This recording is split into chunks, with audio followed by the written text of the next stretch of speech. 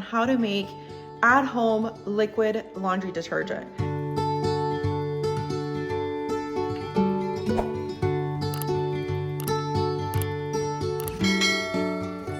Welcome back to Live and Land. In today's video, I'm going to be guiding you through a step-by-step process on how to make at-home liquid laundry detergent. I've gotten several requests to film the process to let you guys know what is it that I used, how much it costs. So today, that's what we're gonna be doing. At the end of this video, I will also answer some questions that I've gotten. Hopefully I answered them there. If I didn't, let me know in the comments. Let's get to it. Okay guys, so a few days before I start my detergent, instead of using essential oils, I like to infuse water with things that we have in the land. I could use lavender. In this case, I'm going to be using lemon balm because we have so much of it. My little helper here, picking up the lemon balm with me. All right, once you're done with that, you're going to go ahead and bring a pot of water to a boil. I added a little over 4 cups to that. Then you're going to go ahead and grab a mason jar.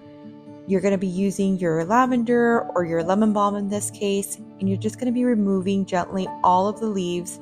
You can even put in the stems in there and just shoving everything into your little jar.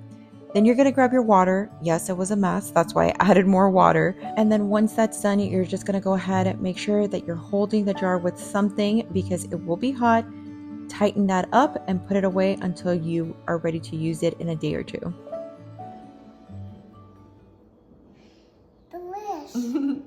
It smells like lemon. So I've had this setting for about a day or two before I start my process. I infuse my water. It's something that you don't have to do, but it's a step that I love to do. And I have so much lemon balm, and why not? You're going to go ahead and grab your pot, grab a strainer, and then you're going to be straining this water, making sure that no leaves or stems go into the pot. All right, well, I have my water coming to a boil. I'm going to go ahead and grate. What I usually use is the Kirk's Castile soap. I usually try to do 1.5 to 2. So I'm going to go ahead. I have half of the last one that I did. Yeah, we're going to do it together. We're going to do it together. Put your arm here.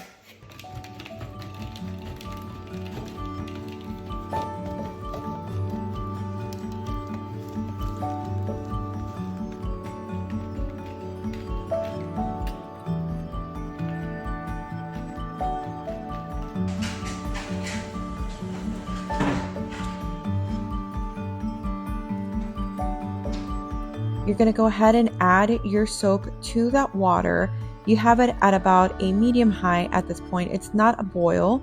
And you're just going to be gently stirring your soap until it completely dissolves in that water.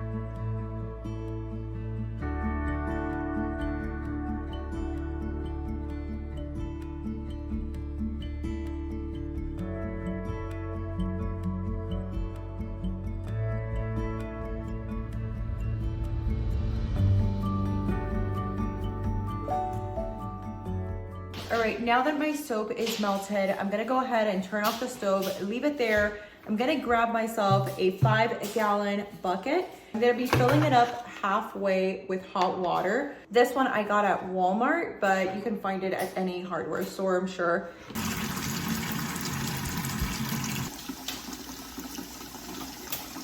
Now that I have filled my container halfway with hot water, I'm gonna go ahead and add my washing soda. This is the one I get, and I buy these at Walmart, but I'm sure you can find them in other places too.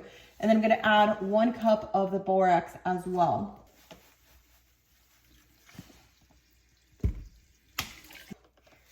And then 1 cup of the borax. Close to it. I'm gonna use the spoon that I was using to stir my soap, and I'm just gonna go ahead and gently stir it, making sure that I dissolve the borax and the washing soda. Once I have all of this stirred up, I'm gonna go ahead and grab my soap that should be melted, and I'm gonna go ahead and pour it in. Very hot.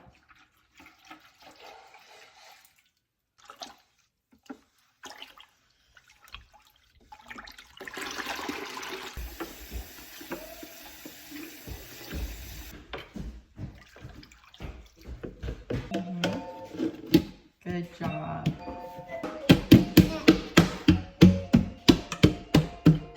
All right, guys, so now that my laundry detergent has sat for a few hours, it's ready to be transferred over to a container that I'm gonna keep by my actual laundry. So I just use like a glass container that has like a lid that I can tightly seal on the top. So when you get your detergent, you're just gonna open it up.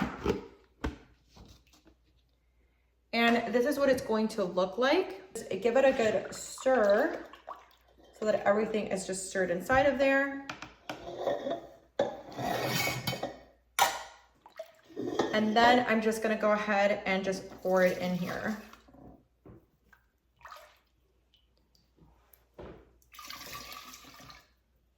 It's gonna keep cooling down. This is gonna make it accessible for me, so when I need it, I can just pull from this one. The serving size that I use for my laundry is about half a cup. So I usually keep like a half a cup with me, and that's it.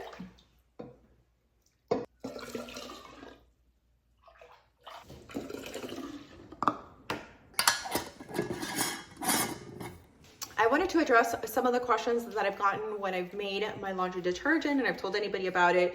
So if this is a question that you had, I hope it answered it. If I didn't, let me know in the comments. So one of the first things I get asked is, does it get clumpy?